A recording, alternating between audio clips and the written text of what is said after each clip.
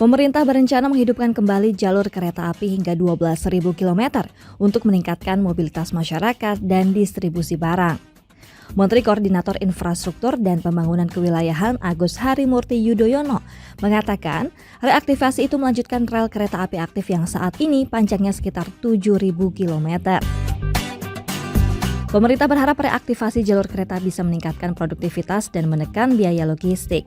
Karena itu, AHY mengatakan angkutan barang dengan kereta api bakal menjadi salah satu prioritas. Apalagi, menurut dia, kereta barang dapat mengurangi beban volume kendaraan di jalan raya. Kalangan pengusaha melirik potensi efisiensi dari kepastian jadwal dan kapasitas angkutan kereta barang. Ketua Bidang Perhubungan dan Logistik Asosiasi Pengusaha Indonesia, Karmelita Hartoto berpendapat, ketika volume angkut kendaraan lebih besar, skala ekonominya juga akan lebih kompetitif. Meski demikian, kata Karmelita, perlu ada pengkajian komprehensif untuk mengukur dampak angkutan barang terhadap efisiensi biaya logistik dalam negeri. Sebab, ia menjelaskan, biaya logistik bukan sekedar biaya transportasi, melingkupi semua kegiatan dari proses produksi, gudang, transportasi, dan lainnya. Sekretaris Jenderal Asosiasi Logistik dan Forwarder Indonesia Trismawan Sanjaya mengatakan, potensi pengembangan jalur kereta barang berada di Pulau Kalimantan, Sumatera, Sulawesi, dan Papua. Di wilayah-wilayah tersebut, kereta barang dapat dimanfaatkan untuk mengangkut produk hasil tambang. Di sisi lain, Trismawan tidak yakin reaktivasi jalur kereta api efektif menekan biaya logistik. Ia berpendapat penurunan biaya logistik akan tercapai jika pemerintah memberi kepastian regulasi. Sedangkan yang terjadi saat ini, menurut dia, justru memberatkan pengusaha.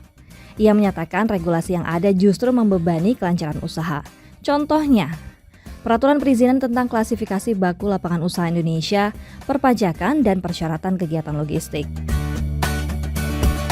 Analis senior Indonesia Strategic and Economics Action Roni Pesasmita mengatakan reaktivasi jalur kereta api dapat mengurangi ketergantungan pada truk di jalan raya.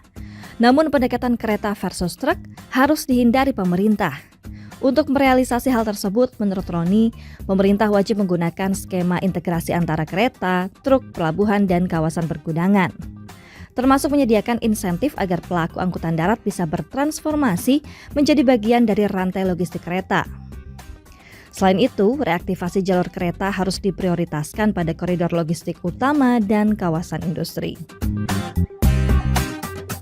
Hal yang tidak kalah penting, Roni melanjutkan, adalah proyek reaktivasi jalur kereta api tidak boleh sepenuhnya mengandalkan anggaran pendapatan dan belanja negara. Public-private partnership dan keterlibatan badan usaha milik negara ataupun swasta harus diperluas dengan pembagian risiko secara merata dan rasional. Pasalnya, APBN sudah menanggung beban untuk subsidi energi, perlindungan sosial, serta infrastruktur strategis lain. Ihwal skala prioritas titik reaktivasi jalur kereta api, Ketua Bidang Perkereta-apian Masyarakat Transportasi Indonesia, Aditya Dwi Laksana mengajukan sejumlah kriteria. Dalam konteks angkutan logistik, ia mengusulkan daerah yang memerlukan sarana untuk mengangkut hasil bumi secara cepat dan efisien.